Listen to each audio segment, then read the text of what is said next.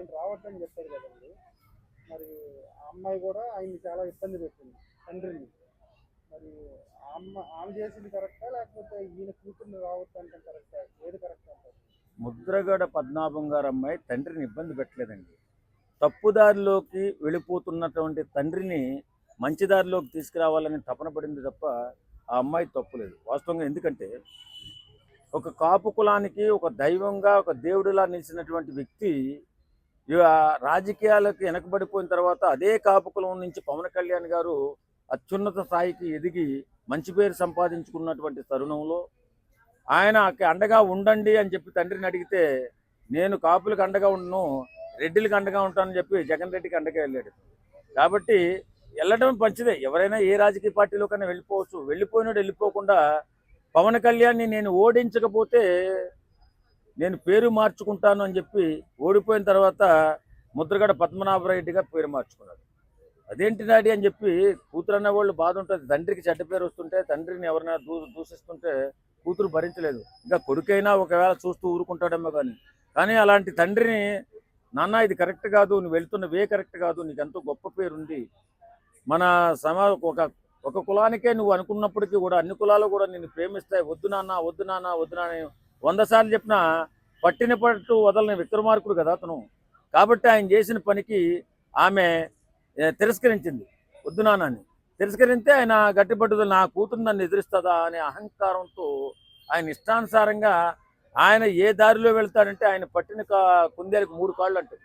కాదు అని అనడానికి ఎవరికి వీల్లేదు. ఈవేళ ఆయన దహన సంస్కారాల్లో కూడా ఆయన రాసి పెట్టుకున్నటువంటి ఏం రాసి పెట్టాడు, నన్ను మా ఇంటి ఆవరణలోనే పాతి పెట్టండి అంటే హిందూ సాంప్రదాయం ప్రకారం, హిందూ సాంప్రదాయం అయితే దహనం చేస్తారు. ఆ దహనం కూడా నాకొద్దు, నేను చనిపోయిన తర్వాత ఆ చెట్టు కింద అక్కడే పాతి పెట్టండి. రెండోది, నా భార్య ఎప్పుడు కూడా పుణ్యస్త్రీగా ఉండాలి. అలాగే మూడవది, నా కూతురు నా దగ్గరికి నేను చనిపోయినా సరే నా దగ్గరికి రాకుండా ఉండాలి. ఇలాగా అన్ని రకాలైనటువంటి వితండమైనటువంటి ఒక ఇదిలోకి వెళ్ళిపోయాడు. కాబట్టి అలాంటి వ్యక్తిని సరిచేయాలని, సక్రమార్గంలో నడపాలని, తండ్రికి చెడ్డ పేరు రాకూడదని అహర్నిశలో శ్రమించి తండ్రికి దూరమైంది. సరే, ఆయన ఇష్టం వచ్చినట్టు ఆయన ప్రవర్తన, ఆయన ఏదేదో నియంతలా మారిపోయిన తర్వాత, చనిపోయిన తర్వాత కూతురు వస్తుంటే విపరీతంగా అడ్డుకోవడం ఎంత కుసంస్కారమో చూడండి. ఇప్పుడు వాళ్ళు ఇప్పుడు జగన్మోహన్ రెడ్డి ఉన్నాడు, చెల్లిని తల్లిని దూరంగా పెట్టాడు. మరి అది ఎంతవరకు సంస్కారం అది? సరే, ఆయనకైతే దూరం పెట్టుకున్నాడు, ఆయనకి వాళ్ళకి ఏం కూడా ఉందో పర్వాలేదు. మరి కూతురు వస్తుంటే మన వైసీపీ నాయకులు అడ్డుకోవడం, తోసేయడం, మీద పడిపోవడం, అరిసేయడం, వీళ్ళకేమొచ్చింది? ఇప్పుడు కూతురే కదా వచ్చింది, ఒకసారి చూసి వెళ్ళిపోతానని కదా అడిగింది. ఎందుకు ఇంత కుసంస్కారం ఏంటి, ఇంత నీచం ఏంటి, ఇంత దరిద్రం ఏంటి? ఇదా రాజకీయం? సంస్కారం ఉండక్కర్లా? ఆయన ఏది చెప్తే అది ఫాలో అయిపోతారా? అంతేనా? ఇంకా తండ్రి కూతుర్లు అనేది ఒకసారి గొడవ వస్తే వద్దు నాతో మాట్లాడకంటే మళ్ళీ ఎప్పుడు మాట్లాడుకోరా? ఏమో ఆ సందర్భంలో మాట్లాడుకోలేదు, ఈయన చనిపోయినప్పుడు ఒక కూతురు వచ్చి 2 నిమిషాలు చూసి వెళ్ళిపోతుంది, దానిలో తప్పే ఉంది. వీళ్ళు అడ్డుకోవాల్సిన అవసరం ఏముంది? ఇదేం ఏదో రాజకీయం? నాకు అర్థం కాదు. ఇదా రాజకీయం? సంస్కారం లేని రాజకీయం. ఏం ఆఖరి కోరికలో రాయిలా? ఆయన అన్నాడు ఒక టీవీ డిబేట్లో, అక్కడ ఆయన మెన్షన్ చేసింది 2, నా భార్య పుణ్యస్త్రీగా ఉండాలి, నన్ను ఇక్కడ నా పెరట్లోనే కన్నం చేయాలి, ఈ 2 రాశాడు. ఆయన అన్నదేంటి? నాకు కోపంలో ఎన్నో అంటుంటామండి, భార్య తండ్రి పిల్లల దగ్గర చాలా గొడవలు వస్తుంటాయి.